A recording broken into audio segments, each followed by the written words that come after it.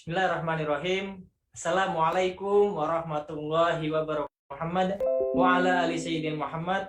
Rabbi shrah li sadri wa yassir li amri wahlul 'uqdatam min lisani yafqahu qawli, amma ba'du.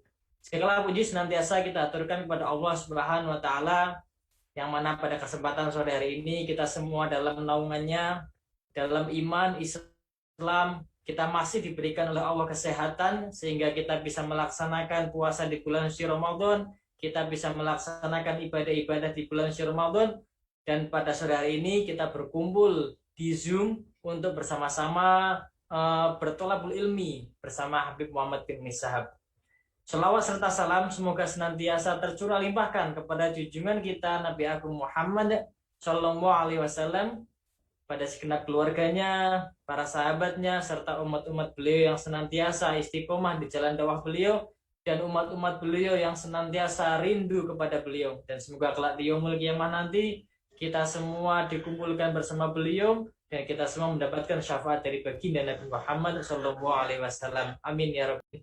Di Zoom, dan kami ucapkan juga selamat menyaksikan para pemirsa sekalian yang saat ini menyaksikan tayangan ini melalui Facebook Masjid Tama Al Barokah, dan juga kepada para pendengar setia Radio Bahana FM Persada Menes yang saat ini sedang melaksanakan aktivitas pekerjaannya. Semoga Allah Subhanahu wa taala senantiasa memberikan kemudahan, kelancaran dan keselamatan dalam setiap aktivitasnya. Amin ya rabbal alamin. Jamaah sekalian yang dirahmati Allah Subhanahu wa taala, pada kesempatan sore hari ini spesial kita akan dibersamai oleh beliau, yaitu Habib Muhammad bin Nishab dari Malang, Jawa Timur, yang alhamdulillah beliau pada kesempatan kali ini sudah masuk di Zoom, sudah join bersama kita semua. Yuk kita sapa terlebih dahulu. Assalamualaikum Habib. Waalaikumsalam warahmatullahi wabarakatuh. Alhamdulillah, gimana kabarnya? Alhamdulillah sehat Bib. Akhirnya Bib kita bisa silaturahmi Bib. Iya. Yang kemarin belum ditakdir oleh Allah karena sakit, sekarang bisa bertemu dalam keadaan online. Ya, alhamdulillah. Alhamdulillah Bib. Semoga lain kali pandemi ini segera selesai Bib, kita bisa kumpul Bib, kajian offline bersama Bib. Amin. Bib, Masya Allah, pada kesempatan kali ini Bib, sesuai tema yang sudah kami share, yaitu insya Allah kita akan bahas tuntas, ya, kita akan ngobrol, kita akan membincangkan tentang fikih-fikih di bulan Ramadan ya Bib ya, fikih-fikih puasa ya Bib ya.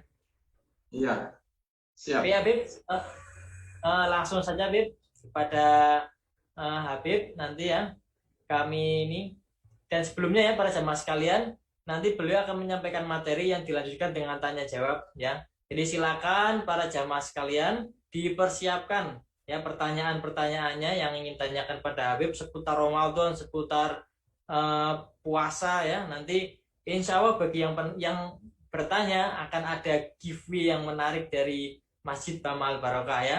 Ada rompi ya seperti yang saya pakai, ada juga buku ya. Nanti insya Allah dimanapun berada akan kami kirimkan ya, baik yang ada di Sangatta maupun yang di luar Sangatta. Dan sebelum kita menyimak kajian dari Habib, kami mohon mungkin pada para jamaah yang saat ini sudah tergabung di Zoom ya, untuk bisa mengaktifkan videonya ya, agar kita bisa saling tatap muka, kita saling silaturahmi sehingga kita semakin kuat. Baik, langsung saja pada Habib Muhammad bin Nishab, kami persilakan Habib untuk menyampaikan tausiah pada sore hari Habib. Tafadhol Habib. Bismillahirrahmanirrahim. Assalamualaikum warahmatullahi wabarakatuh. Alhamdulillah. Wasitotna al-musyaffa abduhu al-muntaha. Allahumma salli wa sallim ala sayyidina Muhammadin. Salatan taghfiru biha jami'an dzunub wa ala alihi wa sahbihi wa tabi'ina wa man bihadihi muqtada asyhadu an la ilaha illallah wa anna sayyidina Muhammadan abduhu wa rasuluhu sayyidil ajami wal arab nabiyya ba'dah. Para pemirsa yang dirahmati oleh Allah dan segenap karyawan serta pimpinan mungkin yang hadir dari PT PAMA yang dirahmati oleh Allah, pada sore hari ini saya sangat bersyukur akhirnya bisa bertemu dengan antum semua. Dan untuk pembahasan tentang fikih puasa ini, saya sudah menyiapkan slide-nya untuk bisa kita bahas, dan saya persilahkan ke admin untuk bisa segera share screen-nya agar kita taklimnya bisa langsung praktek dengan beberapa kajian. Oke. Pada sore hari ini kita bahas tentang pembahasan fikih puasa, dan yang pertama adalah tentang pengertiannya terlebih dahulu. Pengertian puasa adalah menahan diri dari segala yang dapat membatalkannya sejak terbitnya fajar subuh hingga terbenamnya matahari maghrib dengan disertai niat khusus. Seseorang wajib puasa jika ia yang pertama muslim, yang kedua balik, yang ketiga berakal, yang keempat mampu, kemudian yang kelima sehat jiwa dan raga, yang keenam tidak dalam keadaan haid dan nifas. Jadi seseorang yang muslim maka dia diwajibkan untuk berpuasa setelah dia balik. Selama muslim tapi belum balik maka dia belum wajib untuk berpuasa. Kemudian balik ini tandanya ada 3. Yang pertama adalah mimpi basah bagi laki-laki di usia 9 tahun. Kemudian datang bulan untuk perempuan di usia 9 tahun juga minimal. Kemudian jika tidak datang bulan, seperti Siti Fatimah hingga wafatnya tidak pernah datang bulan, putri Rasul, atau seperti Nabi Muhammad SAW yang tidak pernah mimpi basah. Nah, dalam hal ini maka baliknya mereka adalah dengan masuknya usia 15 tahun. Karena dengan masuknya usia 15 tahun, maka seseorang dihitung balik dengan usianya asal dengan hitungan Hijriah, bukan hitungan Masehinya.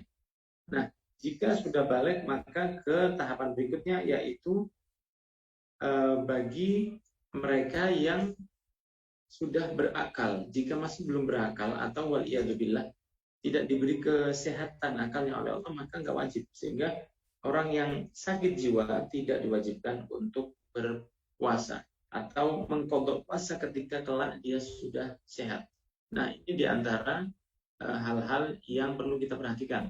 Juga diantaranya adalah syaratnya itu ada yang keempat dan kelima, yang itu mampu dan sehat. Ada perbedaan antara mampu dengan sehat, karena terkadang orang yang sehat itu ada yang nggak mampu mereka. Contohnya orang-orang yang tua, orang-orang yang lanjut usia, ketika mereka sehat baik-baik saja, nggak ada sakit, tapi jika mereka puasa, mereka bisa loyo dan bisa berakibat fatal. Maka mereka pun boleh tidak puasa, walaupun badannya sehat, karena masalahnya dia nggak mampu untuk menjalankannya.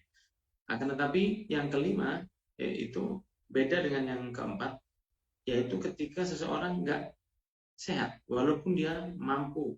Nah, sehingga jika seorang yang masih muda tapi dia sakit saat itu dan sakitnya itu akan semakin parah jika dia berpuasa, maka dalam hal ini dia dibolehkan tidak berpuasa dengan konsekuensi untuk menggantinya setelah Ramadan lewat.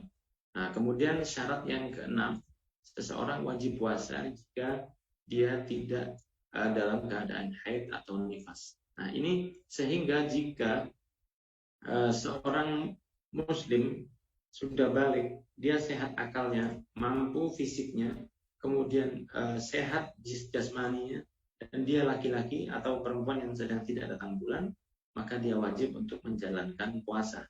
Satu aja dari hal-hal ini nggak didapat oleh seseorang, maka dia tidak wajib untuk berpuasa dengan konsekuensi yang berbeda. Kalau dia dulunya non-muslim masuk Islam, maka dia nggak harus puasa. Kalau misalnya dulu dia belum balik, sekarang udah balik, nggak wajib qadha puasa. Kalau dia dulunya tidak berakal, sekarang dia sehat, akalnya tidak wajib qadha puasa. Kalau dia misalnya sehat tapi nggak mampu, seperti saya contohkan seorang yang berusia tua, maka dia nggak wajib puasa dan nggak wajib qadha, tapi dia wajib untuk bayar fidyah. Kemudian beda lagi dengan seorang yang mampu untuk puasa, tapi saat itu dia lagi sehat, lagi sakit. Dalam hal ini dia wajib untuk mengqadha puasa, tidak perlu ganti dengan fidyah, kecuali untuk ibu yang menyusui atau hamil yang takut akan kesehatan bayinya terganggu, bukan kesehatan pribadinya. Nah, kalau masih kesehatan pribadi, maka nggak harus fidyah, tapi fidyah ini untuk yang takut kesehatan bayinya. Kemudian ikhwan yang dirahmati oleh Allah, jika 6 ini sudah ada pada seseorang, maka dia wajib puasa. Maka laki-laki yang muslim, kemudian dia balik, kemudian dia berakal, mampu, sehat, dan tapi tetap nggak puasa, perlu dicek, mungkin sedang datang bulan, dan itu adalah satu aib bagi laki-laki. Karena kita ketahui banyak sekali, kita tahu saudara kita, ponakan atau anak kita yang meskipun belum balik dan belum wajib untuk berpuasa, terkadang mereka sudah memaksa orang tuanya untuk dibangunkan sahur.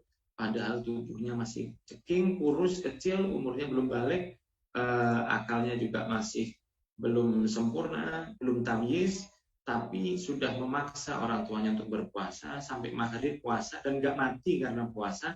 Maka jika mereka itu mampu untuk berpuasa, kita pun juga harus bisa untuk menahan diri dan tidak sampai mengikuti hawa nafsu, tapi tidak sampai tidak berpuasa. Nah, ikhwan yang dirahmati oleh Allah, ini adalah syarat wajib seseorang untuk berpuasa. Oke lah, untuk berikutnya kita akan membahas tentang beberapa hal berikutnya, yaitu seputar yang membatalkan puasa. Bisa digeser, ya oke. Ini adalah beberapa hal yang membatalkan puasa. Ada 6 hal yang membatalkan puasa. Di antaranya adalah masuknya sesuatu lewat mulut, hidung, telinga, anus. Karena 4 lubang ini adalah 4 lubang yang memang sudah terbuka. Bukan seperti suntik, yang suntik ini dia harus membuka atau melubangi tempat yang tertutup sebelumnya, seperti tangan atau bagian tubuh yang lain. Jadi kalau yang umurnya biasanya umumnya pertanyaan adalah tentang apakah vaksin di siang hari itu membatalkan puasa? Jawabannya tidak. Suntik insulin atau vaksin nggak membatalkan puasa karena dia masuk lewat jalan yang nggak biasa untuk dimasuki sesuatu. Harus ditusuk pakai jarum dulu. Nah, ini bukan sesuatu yang membatalkan. Akan tetapi ulama secara umum mengatakan swab adalah batal karena memasukkan sesuatu yang terlalu dalam lewat hidung dan lain sebagainya. Kemudian yang kedua, gila walau sesaat. Ini gila yang sesaat ini, yang gilanya itu sifatnya karena tekanan atau beratnya beban hidup ya, menjadi beban keluarga sampai akhirnya terbebani pikiran sampai nggak kuat. Nah, ini diantaranya yang menjadikan seseorang batal puasanya walau sesaat. Jadi orang yang gila walau sesaat, maka dia batal puasanya. Kemudian yang ketiga, keluarnya darah haid, nifas atau melahirkan. Yang keempat, pingsan atau mabuk darat, laut, udara sepanjang hari. Jika sempat sadar atau sembuh sekejap, maka sah puasanya. Jadi kalau pingsan mulai pagi sampai azan maghrib, enggak siuman juga, maka dia batal puasanya. Tapi jika sempat siuman sebentar aja, maka dia berhak untuk melanjutkan puasanya. Kemudian yang kelima, berhubungan badan suami istri di siang hari. Enggak harus siang ya, pagi juga, walhasil antara subuh sampai maghrib dilarang untuk untuk berhubungan suami istri di saat-saat itu. Dan jika melakukannya, maka wajib baginya untuk membayar puasa kafaroh. Puasa kafaroh ini puasa yang wajib dilakukan oleh seorang laki-laki saja, yang jadi wanita nggak harus melakukannya, cukup si laki-laki saja, dan itu adalah satu kewajiban yang harus dilakukan karena awalnya itu pilihannya ada tiga. Pilihannya ada tiga. Yang pertama, membebaskan budak. Kemudian yang kedua, berpuasa selama 2 bulan berturut-turut, 60 hari tanpa alasan apapun, tanpa alasan udzur apapun. Nggak boleh dengan alasan sakit atau bertubrukan dengan hari-hari dilarang berpuasa. Jadi misalnya seseorang terlanjur berhubungan dengan istrinya di siang hari Ramadan, maka dia wajib untuk membayarnya selama 2 bulan berturut-turut bagi si laki-laki saja. si perempuan bebas dari jerat hukum. Makanya hati-hati laki-laki sebagai suami, jangan mau digoda oleh istri Anda di bulan Ramadan untuk bercumbu dan lain sebagainya. Hati-hati kalau sampai terjadi hal-hal yang berhubungan dan lain sebagainya, Anda yang menanggung akibatnya, yaitu puasa selama 2 bulan berturut-turut tanpa boleh sekalipun untuk batal. Jadi nggak boleh batal sama sekali. Inilah yang perlu diperhatikan karena sangat-sangat berbahaya kalau sampai kelewatan. Kemudian yang keenam, keluar dari agama Islam, murtad. Itu batal walaupun sekejap, waliyadzubillah. Baiklah, ini yang membatalkan puasa dan harus diqadha. Berikutnya ini adalah yang membatalkan pahalanya. Jadi pahalanya hilang karena Rasulullah pernah bersabda beberapa orang itu hanya berpuasa tanpa hanya meninggalkan makan dan dapat lapar dan hausnya saja, padahal dia akan dapat pahala. Seperti orang yang bekerja dengan keras di sebuah perusahaan, tapi pas datang akhir bulan dia ternyata nggak dapat gajian dari perusahaan. Maka ini adalah satu hal yang sangat akan menyusahkan sekali. Kemudian hadirin yang dirahmati oleh Allah, perlu diketahui juga bahwa ada hal yang membatalkan puasa tapi membatalkan pahalanya. Jadi nggak perlu diqadha tapi nol pahalanya. Jadi di akhirat nggak dapat apa-apa. Capek, nggak makan, nggak minum, jauhi istri, tapi nol pahalanya. Satu di antaranya adalah berdusta, yaitu berbohong. Kemudian yang kedua itu menggunjing. Menggunjing ini kalau bahasa Inggrisnya ngerasani. Ya, menggunjing ini ngerasani orang. Nah ini ngerasani ini walaupun sifatnya hanya untuk menceritakan sesuatu yang nyata, itu pun dilarang. Ya. Menceritakan sesuatu yang nyata itu pun dilarang. Maka haram untuk menggunjing, dan apalagi di bulan Ramadan. Ini sama dengan menghabisi pahalanya sendiri. Kemudian yang ketiga adu domba, yang keempat sumpah palsu, yang kelima pandangan dengan syahwat ke istri. Nah ini pandangan dengan syahwat ke istri itu mengurangi pahala, apalagi dengan istri orang. Nah yang istri orang lebih haram lagi. Melihat ke istri pribadi aja sampai ada rasa syahwat di hatinya, itu nilainya makruh, seperti Anda mencicipi makanan hanya ingin tahu saja rasanya. Sehingga 5 hal ini adalah hal-hal yang membatalkan pahala puasa kita. Jadi hati-hati. Bukan berarti nanti kalau setelah maghrib, setelah adzan, monggo diistiqomahkan, berdusta, menggunjing, adu domba, sumpah palsu, lihat kepada syahwat. Akan tetapi ini memang dianjurkan untuk tidak dilakukan, kecuali mungkin pandangan dengan syahwat ke istri setelah maghrib itu oke. Tapi yang 4 itu ke atas, walaupun maghrib sudah masuk, tetap aja dilarang untuk dilakukan, baik di bulan Ramadan ataupun di bulan-bulan yang lain. Baiklah, ikhwan yang dirahmati oleh Allah, untuk mempersingkat waktu, langsung kita bahas ke pembahasan berikutnya, yaitu seputar hal-hal yang diperbolehkan ketika puasa. 1, suntik di siang hari itu boleh, bila memang harus untuk kesehatan. Namun jika bisa bertahan hingga setelah berbuka, maka lebih baik, karena itu lebih aman. Kemudian yang kedua, mencicipi makanan itu dengan niat menjaga keutuhan rasa demi membahagiakan orang tua atau suami, itu diperbolehkan. Atau menjaga agar masakannya tidak berpengaruh buruk untuk kesehatan keluarga yang sedang sakit. Dengan syarat harus berhati-hati agar tidak ada yang tertelan, dan segera berkumur atau menggosok gigi setelah mencicipi. Nah misalnya seorang wanita yang memasakkan untuk suaminya, ingin tahu apakah ini udah cukup atau belum. Apakah ini kurang asin atau gimana? Apakah kurang gula atau kurang asam atau kurang yang lain? Maka dia mencicipinya untuk niat membahagiakan suaminya, maka itu hal yang diperbolehkan. Kemudian jika masak kemudian mencicipi karena takut, jika tidak dicicipi maka orang tuanya akan sakit, hal ini juga diperbolehkan dengan syarat harus berhati-hati.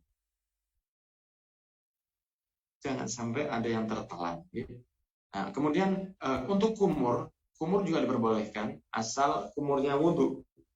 Kumurnya wudhu itu diperbolehkan karena itu adalah salah satu sunnah Rasul, dan jika ada yang tertelan secara tidak sengaja dari kumur itu, maka nggak ada masalah, walaupun nggak sengaja tertelan. Akan tetapi hati-hati jika kumurnya karena iseng saja merasa panas, lidahnya kaku, ingin dilemaskan dengan kumur, ketahuilah jika berkumur dan ada yang masuk walau setetes maka puasanya batal.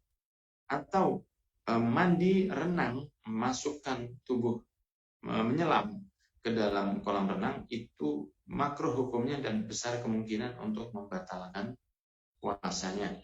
Karena bisa besar kemungkinan masuk lewat telinga atau lewat mulut atau lewat hidung tanpa kita sadari. Akan tapi 3 hal yang saya catat ini adalah hal yang diperbolehkan ketika puasa.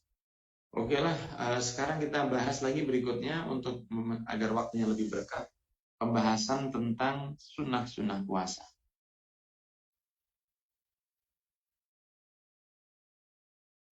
Bisa digeser Pak Ustadz? Nah, ini adalah sunnah-sunnah dalam puasa. Yang pertama, mengakhirkan makan sahur dan berhenti makan minum sebelum imsak, yaitu 10 menit sebelum adzan subuh. Kenapa harus ada imsak? Karena imsak itu adalah momen di mana kita bisa berhati-hati agar nggak sampai tetap mengkonsumsi makanan ketika kita udah hampir masuk subuh. Karena masuknya adzan subuh itu menunggu fajar lewat. Bukanlah adzan yang menantinya, akan tetapi muadzin lah yang menanti fajar untuk terbenam, terbit ya. Jadi hati-hatilah karena waktu adzan itu masuk sekitar 1 atau 2 menit sebelum adzan. Jadi muadzin tidak akan mengumandangkan adzan sebelum dia pasti waktu adzan itu sudah masuk. Jadi kadang masuknya waktu itu 1 atau 2 menit sebelum adzan. Oleh karena itu, dia hati-hati ketika imsak, artinya tahan. Imsak ini artinya tahan. Nah, ini diminta untuk bisa bertahan agar bisa aman dari batalnya puasa.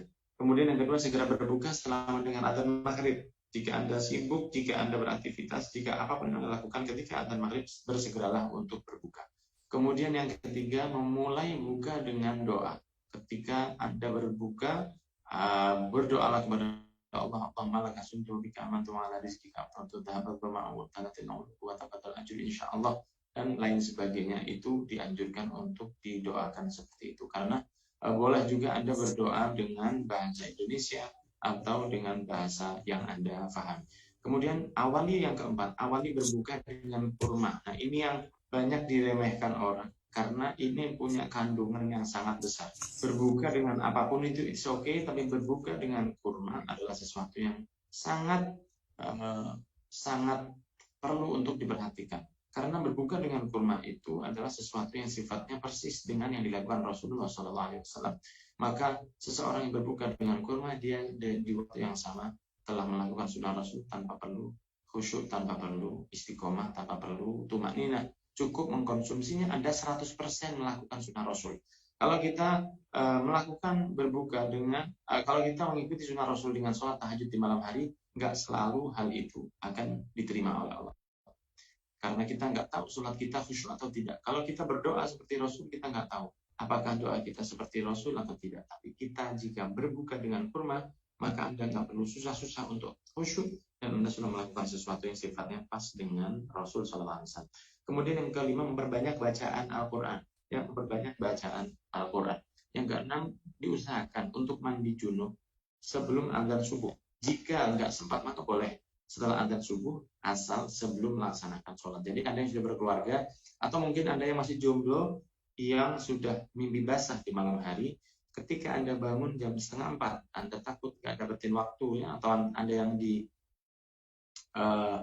atau Anda yang di daerah waktu Indonesia bagian lain, entah jam berapa sahur Anda, ketika subuh sudah mendekati waktu itu, maka Anda boleh sahur terlebih dahulu dan mandi junubnya setelah adzan maghrib, no problem. Yang ketujuh, istiqomahkan sholat tarawih dan sholat witir dengan tumakninah, jangan terlalu cepat, karena innallaha jamilun yuhibbul jamal, Allah itu indah dan cinta kepada yang indah.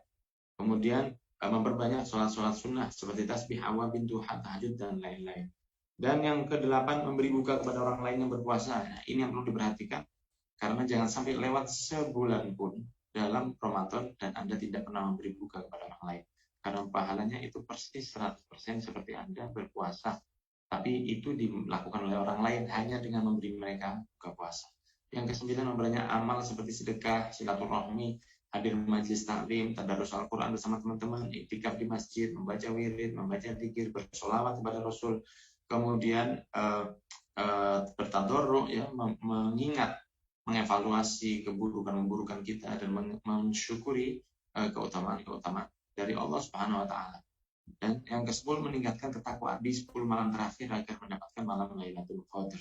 Karena 10 malam terakhir ini sangat perlu dilakukan, kita menambah keistiqomahan agar bisa mendapatkan malam Lailatul Qadar. Baiklah, itu tadi sunnah-sunnah dalam puasa, dan saya tutup kajian pada sore hari ini dengan berhati-hati ketika prahara berjabat tangan di bulan Ramadan, di Lebaran. Belum. Yang tadi dulu. Hadisnya dulu. Ya, Rasulullah bersabda dalam hadis riwayat At-Tabrani, la an yut'ana fi ra'si ahadikum bi makhitin min hadidin khairun lahu min an yamassa imra'atan la tahillu lah. Rasulullah bersabda, sesungguhnya andai kepala kalian ditusuk dengan jarum yang terbuat dari besi, itu lebih baik baginya daripada menyentuh wanita yang tidak halal baginya. Nah, ini yang perlu kita perhatikan. Jangan sampai nanti di bulan Syawal ketika Lebaran bertemu dengan saudara-saudara kita dan kita berjabat tangan dengan siapapun yang kita temui, dan itu adalah sesuatu yang dilarang oleh Allah, karena berjabat tangan itu ada hukumnya, menggaruk wajah ketika sholat ada hukumnya. Islam sangat detail sekali, sampai masuk kamar mandi ada caranya, jongkok di atas toilet, di atas WC ada adabnya, dan lain sebagainya. Sehingga berikutnya ini akan kita bahas tentang siapa saja yang boleh kita ajak bersalaman. Ada dari surat An-Nisa ayat 23, Allah memberi garis besar tentang siapa aja yang boleh diajak berjabat tangan. Yang pertama, ibu kandung, bukan ibu kos, ya, karena ibu kos ini, kecuali ibu kosnya adalah ibu kandungnya sendiri. Ibu kandung dan nenek itu yang boleh diajak berjabat tangan, karena kalau mereka bukan ibu kandung maka dilarang. Kemudian yang kedua, anak perempuan. Yang ketiga, saudara perempuan. Yang keempat, istri, walaupun batal jika Anda mengikuti Imam Syafi'i. Yang kelima, bibi, itu boleh diajak salaman. Istri boleh diajak salaman tapi batal. Yang kelima, bibi kandung, itu tidak batal. Kemudian yang keenam, ponakan, yaitu putri dari saudara atau saudari kita kandung, itu boleh diajak berjabat tangan. Kemudian ibu yang pernah memberi ASI kepada kita, ya, ibu, tetangga, atau yang lain, yang pernah membawa kita kenyang selama 5 kali ketika diberi ASI, maka kita tidak batal jika bersalaman dengannya. Yang ke-8, saudara sepersusuan, putri dari ibu yang pernah memberi ASI kepada kita. Yang ke-9, mertua. Yang ke-10, anak perempuan tiri. Nah, ini adalah 10 orang yang boleh diajak berjabat tangan, akan tetapi hati-hati, karena bisa jadi kita nggak paham, tahu-tahu ada bos diajak berjabat tangan, diterima, kemudian ada pimpinan diajak berjabat tangan dan kita terima. Kemudian hati-hati juga ada seperti sepupu yang jika kita ajak berjabat tangan, kadang-kadang kita diajak berjabat tangan dan kita terima, dan itu adalah sesuatu yang dilarang oleh Allah. Sehingga hati-hati, hadirin yang dirahmati oleh Allah. Ipar, mertua, sepupu, atau saudara mertua itu adalah seseorang yang dilarang untuk kita ajak berjabat tangan. Barakallahu fikum, ini kajian fikih singkat, tapi yang insya Allah paling intinya yang perlu kita lakukan selama Ramadan, dan semoga bermanfaat. Saya kembalikan ke moderator untuk masuk ke pembahasan berikut. Barakallahu fikum.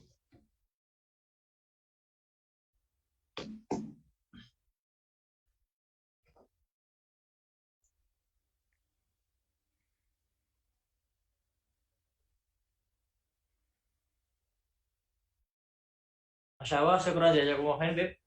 Tadi telah menyampaikan materi yang luar biasa ya, terkait dengan fikih Ramadan ya, singkat tapi sudah mau banyak mewakili, Bib, terkait dengan ilmu-ilmu di bulan Ramadan ini, Bib.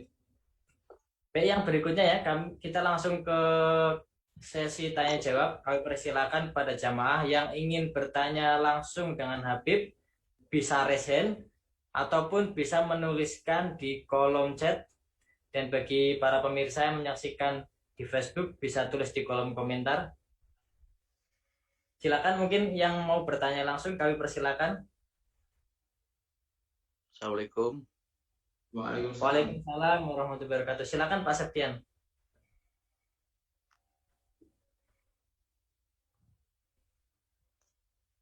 Assalamualaikum. Waalaikumsalam. Langsung pertanyaan Pak Septian.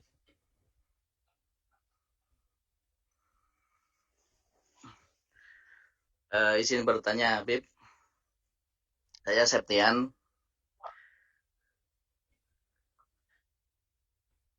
Ini apa namanya, videonya tak matiin dulu karena sinyalnya kayaknya jelek.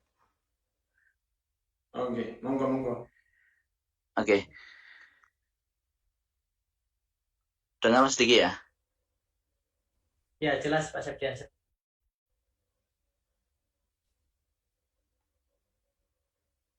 Dengar suara saya, Mas Diki? Dengar Pak Septian.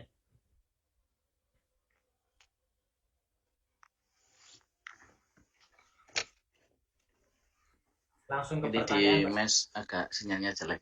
Oke, jadi mohon izin. Jadi saya mau tanya, Habib, mengenai penjabaran daripada yang tadi membatalkan puasa. Ya, jadi saya juga mewakili teman-teman ya. Jadi seperti ini, Bib. Jadi 3 hari yang lalu itu kan kami melakukan swab, Bib ya. Jadi swab itu kan memang diambil sampelnya lewat hidung dan tenggorokan ya kan. Nah, kemudian di penjabaran situ memang kan ini kan kasus di tahun inilah ya, karena wabah. Kasus sebelum-sebelumnya juga ada seperti itu, sehingga kami tidak tahu hukumnya gitu kan. Nah, padahal di penjabaran tadi menunjukkan bahwa itu adalah membatalkan. Nah, sehingga kemarin kami pun juga nggak tahu, akhirnya kami terus melakukan puasa dan ya sampai berbuka. Nah, itu apakah seperti apa hukumnya, dan nanti apakah harus membayar hutang di setelah Ramadan atau seperti apa? Ya, dan kemudian yang baik atau gini, mungkin saran kalau daripada itu untuk menghindari swab, tapi itu memang mekanisme sih, Bib. Jadi sebelum kita habis cuti itu kan memang harus swab. Nah, jadi itu mungkin akan membatalkan 1 hari di puasa yang kawan habis cuti. Mohon petunjuknya, Bib. Assalamualaikum warahmatullahi wabarakatuh. Waalaikumsalam warahmatullahi wabarakatuh. Untuk Mas Septian, saya pernah mendengar kalau dari MUI Indonesia, MUI ya, itu kalau nggak salah pernah mengatakan tentang swab nggak membatalkan. Itu entah valid atau tidak, Anda coba cari dulu. Kalau memang benar, maka Anda bisa berpegangan dengan fatwa MUI tersebut. Akan tetapi kan memang setiap ulama punya pendapat yang berbeda. Saya mengikuti pendapat yang membatalkan puasa. Tapi Islam ini nggak kaku, Islam ini bisa fleksibel. Maka coba aja Anda cari dulu, kira-kira ada nggak fatwa dari MUI yang membolehkan swab. Kalau dari MUI memang benar-benar resmi bahwa memperbolehkan swab, maka Anda nggak perlu ganti. Kalau belum ada, maka terpaksa Anda ganti dengan puasa setelah Ramadan. Dan perlu juga sampaikan kalau memang ada tes, kalau memang memungkinkan tesnya itu di malam hari, maka dites di malam hari aja karena itu jauh lebih aman. Sehingga saya ulang lagi, coba Anda cek dulu, karena saya nggak sampai ngecek dengan detail fatwa MUI tentang swab ini. Kalau MUI mengatakan nggak batal, maka Anda ikut itu aja supaya Anda nggak perlu kodok puasa. Insya Allah seperti itu, dan semoga diberi kesehatan oleh Allah Subhanahu Wa Taala. Semoga manfaat. Itu Bang Septian. Terima kasih Habib ya, Siap, jawabannya Habib. memang ini Terima kasih. menjadi mekanisme kita di PAMA ya Pak Septian. Kita melakukan perjalanan, kita mau kembali bekerja harus melakukan swab gitu ya. Jadi semoga tadi jawaban Habib sudah bisa ini ya menjawab mungkin keraguan kita semua terkait bagaimana hukumnya swab ya. Silakan yang mau bertanya langsung, kami persilakan.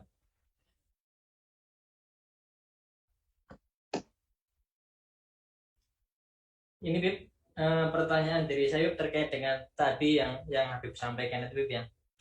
Oke. Terkait ibu yang menyusui, Bib. Ibu yang menyusui tadi disampaikan sama Habib, ya, tolong diluruskan, Bib, ya, kalau saya keliru. Jadi kalau menyusui karena dia khawatir akan dirinya, dia mengkodok puasanya, Bib, ya. Enggak. Tapi kalau dia khawatir akan bayinya, maka dia wajib mengkodok puasanya. Kalau dia khawatir untuk orang lain, maka dia harus kodok plus fidyah. Tapi kalau dia khawatir untuk dirinya sendiri dan bayinya, nggak ada masalah. Dia cukup kodok aja, nggak perlu pakai bayar fidyah. Tapi kalau dia murni takut anaknya sakit, dirinya nggak apa-apa. Cuman anak saya sakit kalau saya teruskan. Dan itu bukan cuma untuk anak aja, Bang Adit ya. Jadi kalau misalnya kalau ada seseorang yang mau tenggelam, kasarannya begitu, mau tenggelam, kemudian minta tolong ke Anda. Kalau Anda masuk ke dalam untuk menolongnya, itu kan besar kemungkinan Anda akan batal. Nah, sedangkan Anda sendiri dalam keadaan sehat, Anda nggak ada hal untuk pembatalkan puasa. Tapi kalau Anda masuk ke air itu, ke kolam atau ke laut, untuk menolong teman yang akan tenggelam, bisa jadi akan masuk ke tenggorokan Anda atau ke telinga Anda, sehingga besar kemungkinan Anda masuk dan akan batal. Kenapa batalnya? Batalnya karena mau menolong orang. Karena mau menolong orang yang akan tenggelam. Maka hal itu Anda diwajibkan membayar puasa dan membayar fidyah.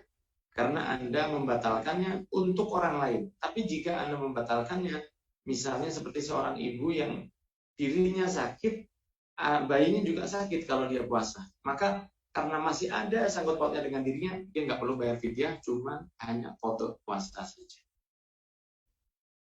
Baik, Insya Allah makan. Oke. Kan banyak ini, Bib, ya, curhatan dari ibu-ibu itu, Bib, ya. Oh, jadi terkadang kan mungkin tahun ini dia sedang hamil, kemudian dia khawatir akan bayinya, dia nggak puasa sebulan. Nah, niatnya tahun depan mau mengkodok puasanya itu kan karena khawatir akan bayinya. Nah, kemudian tahun depannya dia menyusui, Bib, ibunya menyusui. Nah, ini kan kadang ada kendala itu. Jadi kalau di masyarakat saya pernah menemui, jadi mereka memukul rata, Bib, semuanya itu dibiarkan fidyah. Jadi dia merasa sudah bayar fidyah berarti sudah selesai gitu, Bib. Oh, itu kalau bayar pernah fidyahnya, saya melihat. kalau bayar fidyahnya benar, tapi akan kurang jika dia nggak bayar kodok puasa. Jadi dia kalau aman ya harus bayar kodok puasa juga. Cuman kalau bayar fidyah aja itu nggak cukup, harus bayar fidyah juga. Jadi kalau fidyah aja nggak cukup, tapi dia harus bayar kodok puasa juga, harus mengganti puasanya. Karena puasanya tetap. Orang boleh hanya bayar fidyah aja itu jika dia adalah seorang lansia yang nggak mungkin puasa lagi, yang nggak mungkin puasa. Dia bisa mati kalau puasa, dia bisa pingsan kalau puasa, maka dia boleh bayar fidyah aja. Tapi kalau ibu-ibu yang saat ini masih sehat, tahun depan masih bisa mengganti dengan puasa, maka wajib qadha dan membayar fidyah. Kurang lebihnya seperti itu. Baik, terima kasih, Bib. Artinya berarti perlu dicatat ya, Ibu, ya.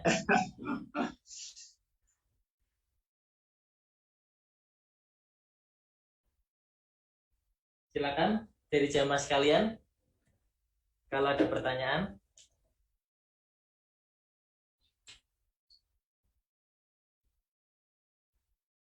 Bisa via chat atau bertanya langsung dengan Habib.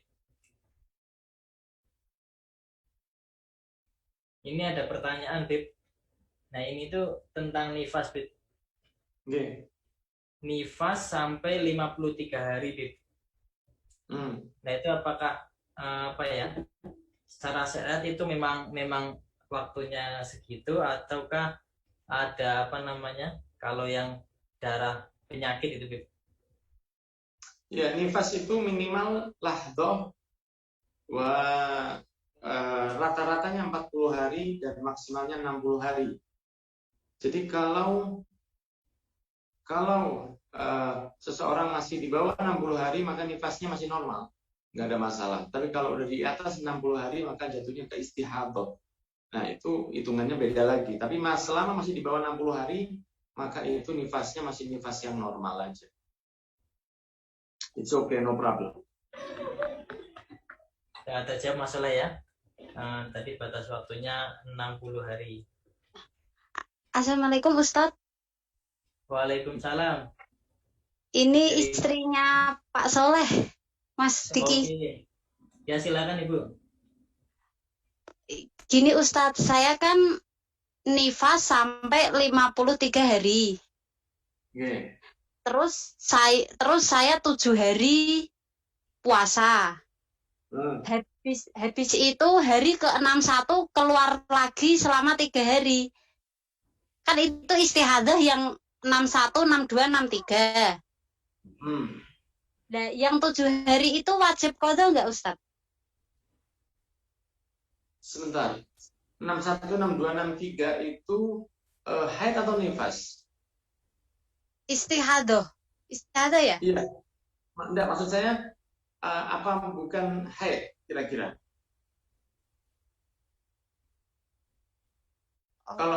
Kalau misalnya ada Anda setelah nifas kan mungkin haid setelah itu kan? Iya. Kalau misalnya Anda di bawah 60 hari tadi, setelah 53 sampai 60 Anda sempat 7 hari puasa karena berhenti nifas. Ya. 53 hari berhenti nifas, 7 hari Anda puasa, kemudian 61 itu datang bulan, maka 7 hari Anda nggak perlu qadha, itu puasa yang sah. Oh gitu. Oke. Saya kan waktu itu pernah dengar itu kalau sucinya belum ada 15 hari itu istihadah gitu. Itu yang perlu Anda pastikan, kira-kira Anda selesai nifas ke haid atau masih nifas keluarnya. Karena saya nggak tahu rasanya ya. Jadi kira-kira Anda sendiri perlu dicek nanti, dan kalau memang nanti Anda perlu pembahasan lanjut bisa ke Mas Tama, Mas Diki. Iya. Diki. Nah, Mas Diki nanti bisa mbaknya ini kalau mungkin agar menyingkat waktu ya, mungkin nanti bisa detail tanya ke Mas Diki, nanti bisa saya bahas berikutnya supaya nggak terlalu panjang di sini, karena itu nanti gimana jawabannya baru kita ketahui setelah bisa ada kepastian. Kira-kira Anda haid atau nifas lagi. Kalau misalnya haid ada hitungannya sendiri. Mungkin supaya yang lain bisa kedapatan waktu untuk tanya. Mungkin nanti Ibu bisa kontak ke Mas Diki, nanti Mas Diki bisa nyampaikan ke saya jawab lewat chat aja atau lewat voice note supaya teman-teman yang lain bisa dapat waktu untuk jawabannya. Oke, siap. Oke. Siap. Oke, semoga sehat. Oke, matur suwun. Oke. Itu ya Ibu ya, nanti kita lanjut di ini ya, di WA. Silakan dilanjut. Jika ada pertanyaan dari jamaah sekalian. Ini lanjut pertanyaan tadi tentang pembahasan suntik itu ya. Tadi kalau suntik karena sakit ini diperbolehkan Bib ya. Boleh. Gimana kalau ini Bib? Kalau siang hari di bulan Ramadan kita bekam Bib. Bekam makruh hukumnya. Hukumnya makruh Bib. Oke, boleh tapi hukumnya makruh. Oke, Mas baik. Diki, ini Mas Diki yang kontak-kontakan sama saya terus ya? Bib. Oh iya. Mas Diki, hukumnya makruh Mas Diki, tapi boleh, diperbolehkan, nggak ada masalah. Kalau memang harus, tapi kalau bisa ditahan maka jauh lebih baik untuk tidak dilaksanakan. Seperti itu insya Allah. Masya Allah. Ini sempat tadi yang saya tertarik dari ini Bib, penjelasan Habib terkait tentang pandangan syahwat itu. Ternyata pandangan syahwat pada istri sendiri itu mengurangi pahala Bib ya? Mengurangi keutamaan ya. Mengurangi keutamaan. Ya, jadi ada keutamaan, ada katakanlah contohnya kalau dalam pekerjaan Mas Diki ya, katakanlah seseorang yang bekerja kemudian dia mendapat gaji dan ada dengan uang yang bermacam-macam. pekerjaannya itu puasanya, gaji itu pahalanya, bentuk uang itu kualitasnya. Nah, sekarang misalnya seseorang yang masuk kerja, dia cuma cek log aja, dia nggak ngapa-ngapain, dia nggak dapat hasil di sebuah perusahaan, maka mungkin dia nggak dapat masalah, dia nggak harus dikeluarkan dari perusahaan, mungkin dia cuma dapat SP aja, tapi dia nggak akan digaji di akhir bulan. Nah, beda dengan seseorang yang bekerja, dia melakukan perintah, tapi kinerjanya kurang baik. Dia kinerjanya pokoknya yang diperintah dilakukan, dia nggak ada inovasi, pemikiran bagaimana untuk mengembangkan pekerjaannya di perusahaan tersebut. Mungkin gajinya di akhir bulan tetap lengkap, tapi uangnya uang yang kusut, uangnya itu uang pecahannya itu pecahan 2000-an, jadi katakanlah gajinya 300.000 atau 500.000 seminggu, tapi uangnya sekian karena 2000-an dan uangnya udah kucel. Tapi tetap 500.000, tapi uangnya kucel. Karena apa? Karena dia kerjaannya ya masih nggak sempurna lah. Tapi kalau mereka yang kerjanya baik, kemudian on time, kemudian melakukan inovasi-inovasi, mungkin dia dibayar dengan uang yang sama, tapi lembarannya itu lembaran yang baru, 100 ribuan yang masih seri, dan di dalam amplop yang baik. Benar sih dapatnya sama, tapi kualitas dari uang yang didapat itu pasti beda. Ketika kita datang ke sebuah toko, kemudian membeli dengan uang yang baru, atau dengan uang yang kucel, si penerima akan merasa lebih senang kalau kita beli dengan uang baru. Nah, begitu pula dengan pahala puasa. Seseorang yang puasa aja, tapi tetap maksiat, maka dia nggak diadab oleh Allah, insya Allah. Mungkin dapat dosanya, tapi dia nggak diadab karena nggak puasa, karena sedang puasa dia. Tapi kalau dia puasa, tapi bertahan untuk beberapa hal, dia nggak melakukan beberapa hal yang buruk, dia puasa tapi ya masih ada sekali-sekali masih ada hal-hal yang buruk yang dia lakukan, dia mendapatkan hal-hal yang nggak sempurna dari pahala tersebut. Sehingga melihat ke istri jika ada syahwat itu memang bisa mengurangi kualitas dari puasa kita. Jadi makanya saya sering di kajian-kajian saya menyampaikan agar hati-hati ibu kalau siang hari jangan pakai pakaian-pakaian yang terlalu minim di dalam rumah dengan suami, karena itu kasihan suaminya capek-capek pahala, capek-capek nggak makan nggak minum tapi pahalanya malah minim sekali. Itu Mang Diki. Ya, Bib, baik, Bib. Masya Allah ya. Ini yang halal aja bisa mengurangi, apalagi ini ya, anak-anak muda yang ngabuburit ya. Nggak ada berarti istilah pacaran, Bib ya, puasa, Bib ya. Bukan hanya mengurangi, membatalkan. Nah. Benar. Gitu ya. Oke. Masya Allah. Bib, ini ada pertanyaan di luar tema, boleh, Bib ya? Monggo. Nah, ini insya Allah sepertinya ini berbakti pada orang tua ini, Bib. Cintanya, Bib, mana yang didahulukan, Bib, jika antara orang tua berbeda pendapat, Bib? Misal, nah ini ada rezeki, nah ibunya itu pingin uangnya itu buat umroh, nah sedangkan bapaknya ini pingin uangnya buat beli sawah, Bib. Nah ini sebagai anak solusinya gimana, Bib, biar kita bijak tidak melukai kedua orang tua ini? Waktu kalau ada waktu yang seperti ini perlu mungkin kita ingat sabda Rasul. Kira-kira ini uangnya siapa, Bang Diki? Uangnya orang tua atau uangnya anak? Sepertinya kalau pertanyaannya uangnya anak, Bib. Uang anaknya? Uangnya anaknya ya. Oh gitu. Kalau misalnya ada kesempatan seperti ini, kita pernah tahu satu hadis Rasul yang Rasul mengulang 3 kali, ibumu, ibumu, ibumu, kemudian baru ayah. Dalam hal ini seperti itu. Maka lebih dianjurkan untuk mengikuti keinginan ibu, walaupun itu adalah sesuatu yang mungkin sedikit mengecewakan ke ayah, karena memang perintah Rasul untuk mendahulukan ibu. Boleh dengan dijanjikan, Pak, suatu saat nanti saya akan belikan sawah juga untuk Bapak, karena ya memang serba salah kalau begini, karena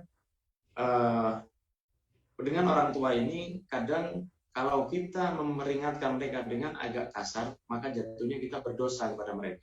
Sehingga lebih baik kalau memang ada tawaran ayah atau ibu, dahulukan ibu, sebagaimana Rasulullah pernah menyampaikan hal itu di dalam sebuah hadits sahih. Satu orang datang ke Rasul, ya Rasulullah, siapa orang yang lebih wajib untuk saya berbakti kepada mereka? Nabi Muhammad mengatakan ummuka, ibu. Tumaman. Kemudian siapa ya Rasul? Qala ummuka. Tumaman. Kemudian siapa ya Rasul? Qala ummuka. Tumaman qala abuka. Yang terakhir, yang keempat baru ayah. 1, 2, 3 ibumu, yang keempat baru ayahmu. Sehingga didahulukan untuk ibu aja dulu dengan harapan tidak ada pertumpahan darah di rumah karena ayah nggak dituruti tadi. Itu Mas Diki, insya Allah. Masya Allah. Hei, segera Bib. Kita lanjut terakhir ya. Ini terkait dengan puasa lagi nih Bib. Ini Bib, tanda-tanda puasa kita ini diterima Bib. Nah, tanda-tandanya yang kita rasakan itu apa Bib? Atau mungkin ada tanda-tanda yang lain kalau ini puasa kita Allah terima Bib? Iya, tanda puasa kita diterima itu diantaranya adalah jika kita setelah Lebaran itu menjadi orang yang lebih baik dari sebelum kita masuknya bulan puasa. Kalau kemarin duha yang kita lakukan, sholat duha 2 rakaat, sekarang jadi 4 rakaat atau menjadi 6 rakaat istiqomah, maka itu puasa kita diterima. Jika kemarin kita masih sering lihat video yang dilarang oleh Allah, kemudian jika setelah Ramadan ini bisa kita tinggalkan, maka hal itu membuktikan puasa kita diterima oleh Allah. Walhasil kesimpulannya, jika ada peningkatan dari kita sebelum dan setelah Ramadan, maka itu menjadi satu bukti Ramadan kita diterima oleh Allah. Akan tetapi jika sama saja, ini perlu tanda tanya. Kira-kira diterima nggak puasa kita? Tapi kalau kita malah lebih buruk, nah ini tampak Ramadan nggak ngefek untuk kita. Ramadan kita buruk sekali. Sehingga Ramadan ini ada pelatihan khusus untuk kita menjadi orang yang lebih baik. Quran kita baca lebih banyak, sholat sunnah kita istiqomahkan lebih banyak, maka diharapkan setelah Ramadan lewat, kita menjadi orang yang bisa melakukan ibadah-ibadah dengan lebih baik. Itu barometernya. Jika lebih baik dari sebelum Ramadan, maka saya diterima. Jika buruk, maka Ramadan itu bisa jadi tanda besar. Barakallahu fikum. Masya Allah. Jadi nanti kita lihat ya setelah Ramadan, nah, kita seperti apa. Insya Allah kalau kita lebih istiqomah, artinya puasa kita diterima oleh Allah. Amin. Baik, kami persilakan ya kepada para jamaah yang ingin bertanya langsung. Dari tadi saya membaca yang di chat maupun yang di WA ini. Yang mau bertanya langsung ya kami persilakan. Bisa langsung buka mikrofonnya, tanya sama Habib.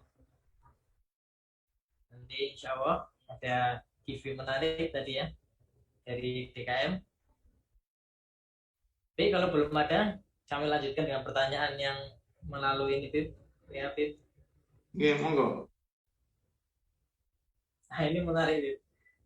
Nah, gimana ketika kita puasa di bulan Ramadan, Bib? Nah, itu kita gabungkan niatnya ini, Bib. Sama ini, Bib. Sama niat sekalian untuk diet itu, Bib. Nah, itu apakah hal itu diperbolehkan, Bib? Boleh, nggak ada masalah.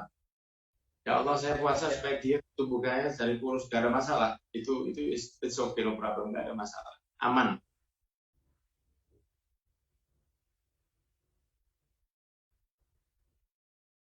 Ini Bib.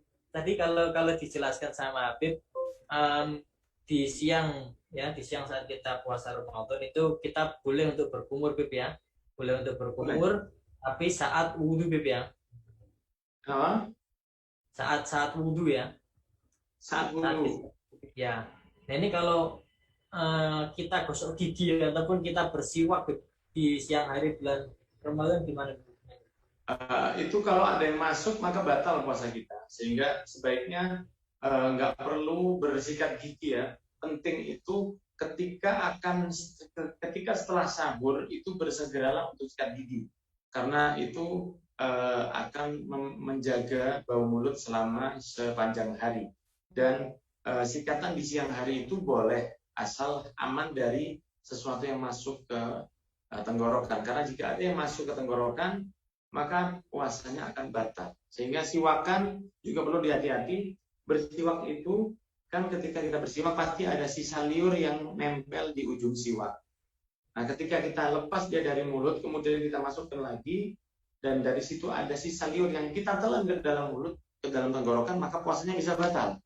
Nah, ini perlu dihati-hati, sehingga siwakan di siang hari itu boleh, asal dipastikan nggak ada sisa yang ada di ujung siwak tersebut. Sehingga untuk amannya siwakannya secukupnya saja, dan sikat giginya cukup ketika setelah sahur, karena insya Allah dengan kumur ya, karena mulut kita bakteri yang sudah dibersihkan, maka insya Allah nggak ada bau yang nempel. Cukup dengan kumur di sholat duha, kumur di sholat duhur, kumur di sholat asar, insya Allah bau mulutnya akan aman. Gitu Bang Diki, insya Allah. Syukuran ya. Baik, kami silakan ya pada jamaah ya. Kalau ada pertanyaan langsung saja bisa disampaikan melalui interaktif dengan Habib. Sebelum saya melanjutkan pertanyaan yang melalui WA yang sudah saya himpun Bib dari kemarin dari teman-teman yang memiliki pertanyaan.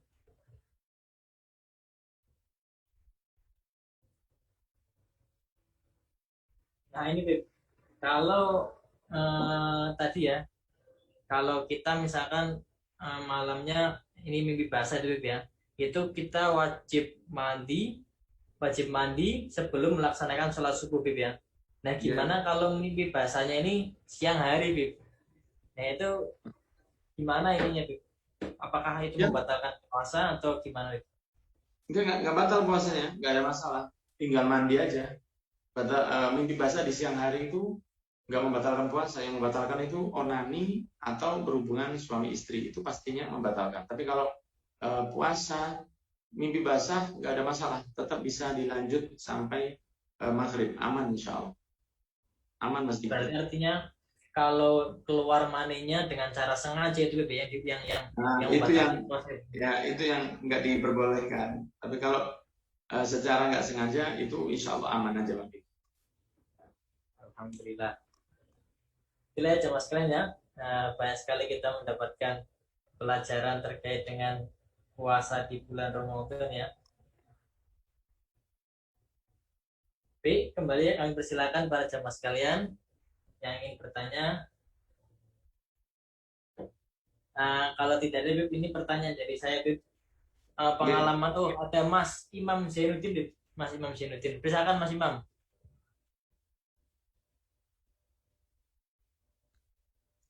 Oh Pak Imam. Pak Imam. Mic-nya Pak Imam dinyalakan dulu Pak. Assalamualaikum warahmatullahi wabarakatuh. Waalaikumsalam warahmatullahi wabarakatuh. Maaf Bib, mau tanya, kalau seandainya ini Bib, dulu kan udah lama sih, saya pernah penyakit seperti kayak wasir gitu, tapi alhamdulillah sudah sembuh. Itu kadang-kadang waktu pas puasa itu ya menjelang subuh lah, itu kan biasanya kita kadang sakit perut gitulah, sakit perut terus mungkin karena buru-buru atau seperti apa, karena ngejar waktu sholat subuh atau seperti apalah. Nah itu kan kita kadang cebok nggak mungkin cepet-cepet, nah seperti itu. Terkadang kan ada keluar darah. Apakah kalau misalnya keluar darah, tadi kan disebutkan di awal kalau misalnya memasukkan sesuatu di dubur itu membatalkan puasa, apakah dengan tersebut itu apakah puasanya batal atau seperti apa ya? Itu yang pertama. Terus yang kedua, info. Sebentar saya catat dulu ya. Oh iya. Saya catat dulu.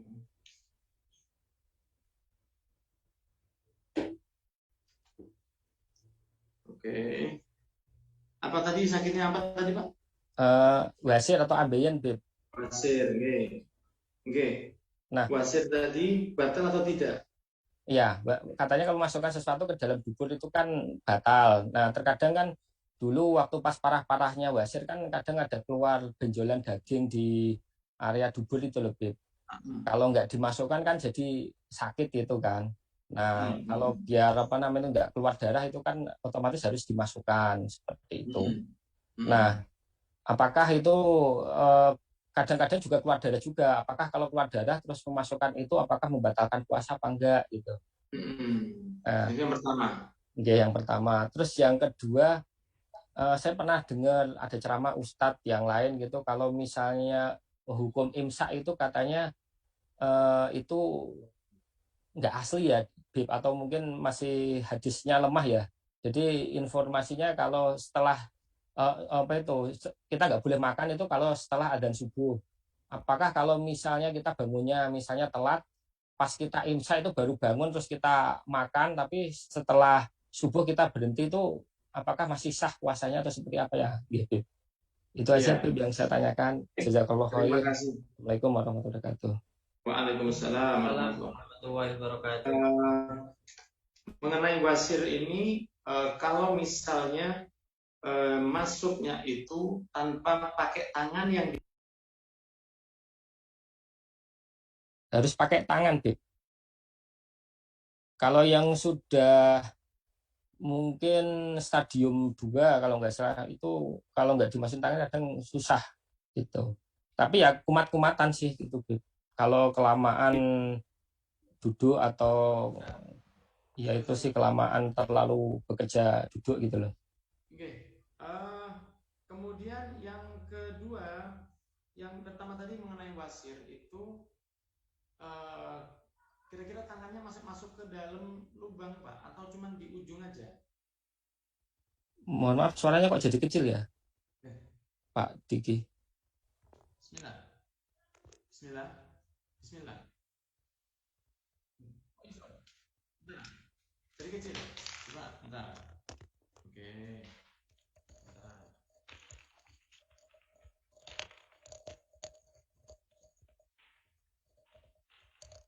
Bismillahirrahmanirrahim. Jelas. Masih kecil ya.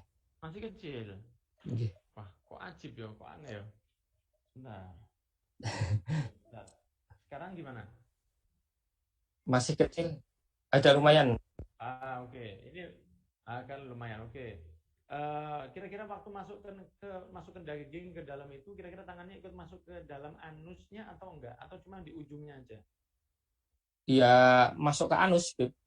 Masuk ke dalamnya. Nggih. Oke, kalau gitu saya pending dulu, nanti saya jawab lewat Mas Diki ya. Karena kalau nggak sampai masuk tangannya nggak ada masalah, karena itu bukan memasukkan sesuatu yang dari luar ke dalam. Tapi karena itu memang daging yang udah di dalam. Jadi itu kan bukan seperti memasukkan obat. Kalau obat kan dari luar masuk ke dalam. Itu bukan anggota tubuh kita. Tapi kalau daging yang keluar itu kan dia sesuatu yang memang ada di dalam tubuh kita. Jadi kita nggak memasukkan sesuatu yang baru. Kalau tangan nggak sampai masuk ke dalam, maka pasti nggak membatalkan. Cuma kalau masih tangan masuk ke dalam, perlu saya rapatkan bersama beberapa asatid. Perlu saya tanyakan dulu, karena kan ini sifatnya darurat, bukan sesuatu yang sifatnya enak-enakan. Ini kan dalam keadaan sakit ya. Kira-kira mungkin ada dispensasi. Nanti insya Allah akan saya sambungkan ke Mas Diki setelah dapat jawabannya Bapak, gitu insya Allah. Iya. Oke ya. Yang terakhir agak nggak begitu jelas suaranya kecil banget. Oh ya, bismillah. Bisa dibantu Pak Diki? Ya Pak, jadi untuk jawaban terkait dengan wasir tadi, insya Allah nanti Habib akan rapatkan dulu dengan beberapa asatid terkait dengan kalau tangannya masuk ke dalam dubur itu batal atau tidak. Jadi insya Allah nanti jawabannya bisa melalui saya atau bisa dijawab di pertemuan besok ya. Beres. Jazakallah. Oke. Kemudian yang kedua tadi, apa tadi pertanyaannya? Yang waktu imsak tapi baru bangun terus kemudian ya. Apakah memang kalau sahurnya tetap sah atau seperti apa gitu? Atau batal malah? Kalau imsak itu masih boleh. Ya, imsak itu masih boleh. Imsak itu cuman cara para ulama yang mereka memberi peringatan karena banyak orang awam. Kalau dulu zaman Rasul nggak perlu pakai imsak karena mereka udah hati-hati banget. Tapi sekarang ini banyak orang awam, banyak orang yang nggak ngerti sama agama, banyak orang yang nggak tahu wajibnya wudhu itu ada berapa, banyak orang yang nggak tahu apa aja yang membatalkan wudhu, banyak orang yang nggak tahu kapan seseorang itu wajib sholat, banyak orang yang nggak tahu detail-detail seperti itu, sehingga para ulama perlu membantu mereka dengan cara memberi imsak. Nah, dengan imsak itu orang awam bisa tahu bahwa ini ternyata saya sudah harus hati-hati. Jika masih imsak Anda makan, maka itu masih diperbolehkan. Tapi jika adzan masih makan, itu 100% pasti batal. Ya, pasti batal puasanya. Ada memang yang sabda Rasul yang mengatakan jika kalian mendengar adzan dan kalian masih memakan makanan, boleh Anda lanjutkan. Itu adalah adzan pertama, karena dulu itu dan sampai sekarang masih dilakukan di beberapa negara seperti di Yaman, itu masih dilakukan adzan 2 kali. Adzan pertama sekitar 1 jam sebelum adzan subuh yang asli. Nah, itu kejadian di tempat sahabat dulu, mereka adzan 2 kali. Nah, di adzan yang pertama sekitar 1 jam sebelum adzan subuh yang asli. Sekarang di sana jam berapa adzan subuh, Mas Diki? Kalau subuh Ya, 5 kurang 5 5 kurang seperempat. kurang seperempat ya. Nah, Ya. contohnya kalau saya kayak Anda di Kalimantan, kalau 5 kurang seperempat, itu ada muadzin yang jam 4 kurang seperempat, itu udah adzan. Dulu begitu dan sampai sekarang masih ada. Nah, inilah yang maksudnya Rasul, kalau kalian mendengar adzan, tetaplah kalian makan. Untuk adzan yang pertama, karena itu jauh dari subuh, karena masih 1 jam. Tapi kalau sudah ada adzan yang kedua, maka itu pasti dilarang karena Rasul sendiri melarang untuk makan setelah fajar menyingsing. Dan saya buka tadi di pembahasan pertama bahwa fajar itu dia terbit baru muadzin mengumandangkan adzan. Jika adzan maka itu pasti 1 atau 2 menit sebelumnya fajar udah masuk. Kurang lebihnya seperti itu, Bapak. Jazakumullah khair, terima kasih. Insya Allah saya sambung ya Pak. Kalau nggak lewat Mas Diki, besok sore saya berikan jawabannya. Insya Allah. Oke. Terima kasih Ustaz. Sami-sami nggih, matur suwun. Gitu ya Pak Imam ya, insya Allah besok kita masih ada pertemuan lagi dengan Habib, jadi insya Allah bisa terjawab di situ atau nanti lewat saya. Baik, kemudian Bib, ini mungkin pertanyaan terakhir Bib, terkait tadi yang salam-salaman itu di Lebaran Bib. Ini kan kadang ini ya, kalau fenomena di masyarakat itu kita menganggap, tadi nggak disebutkan sih Bib ya, kayak bibi dari istri itu Bib. Nah itu diperbolehkan atau tidak, terus juga adik apa namanya, adiknya istri Bib, adik ipar atau kakak ipar. Nah itu bagaimana? Biasanya kan ya udah itu kan satu keluarga dengan kita gitu Bib. Tadi sudah saya sebutkan keluarga dari mertua, kemudian ipar itu dilarang, walaupun nggak saya catat ya, tapi ini pengalaman, nanti kalau begitu berikutnya saya catat aja supaya lebih detail. Jadi ada beberapa orang yang nggak boleh diajak bersalaman, diantaranya bibi dari istri, ipar, adik atau kakak dari istri, kemudian adik atau kakak dari mertua, kemudian sepupu ya, sepupu. Jadi putra dari paman atau putra dari bibi, walaupun sepupu atau yang mindoan, orang Jawa bilang mindoan, yaitu sepupu 2 kali, 3 kali dan terus ke bawah, itu semua dilarang untuk berjabat tangan. Sehingga adik istri, bibi istri, adik mertua itu semua dilarang Bang Diki, dan jangan sampai berjabat tangan. Dan kalau ada yang menjulurkan tangan, gimana cara nolaknya? Cara nolaknya adalah dengan cara begini, sambil mengatakan, maaf saya tadi udah wudhu. Kalau memang tadi wudhu, kalau nggak bawa wudhu. Kalau lagi ada wudhu, mengatakan maaf saya sedang jaga wudhu. Kan kalau mengatakan tadi ada wudhu, bisa jadi subuh, bisa jadi malam. Maka kalau Anda sedang berwudhu, Anda boleh mengatakan maaf saya sedang jaga wudhu. Nah itu cara nolak yang paling aman. Walaupun seandainya dikatakan maaf kita bukan mahram, itu lebih baik, tapi kan susah mau terang seperti itu. Tapi lebih baik maaf saya lagi jaga wudhu. Nah itu supaya tahu bahwa ini batal dan nggak ada masalah. La ta'ata li makhluqin fi ma'siyatil khaliq, kata Allah Nabi Muhammad. Nggak ada taat ke makhluk kalau ada maksiat kepada Allah Subhanahu wa Ta'ala. Amin ya rabbal alamin. Jazakallah khair. Terima kasih Bang Diki. Terima kasih semua para hadirin, dan untuk ibu tadi yang tanya, tolong di-chatkan ke Bang Diki detail permasalahannya gimana. Nanti insya Allah saya usahakan saya jawab lewat chat atau voice note ke Bang Diki. Barakallahu fikum, jazakumullah khairan katsiran. Bib, karena waktu sudah jam 6 Bib di Sangatta. Mohon Bib untuk bisa ditutup dengan doa Bib. Bismillahirrahmanirrahim. Alhamdulillahirabbil alamin. Hamdan yuwafi ni'amahu wa yukafi mazid. Allahumma shalli wa sallim ala sayyidina Muhammadin fil awwalina wal akhirin. Rabbana atina fid dunya hasanah wa fil akhirati hasanatan wa qina adzabannar. Wa sallallahu ala sayyidina Muhammadin wa ala alihi wa sahbihi wa sallam. Alhamdulillahirabbil alamin. Wa ila hadratin nabi al-Fatihah.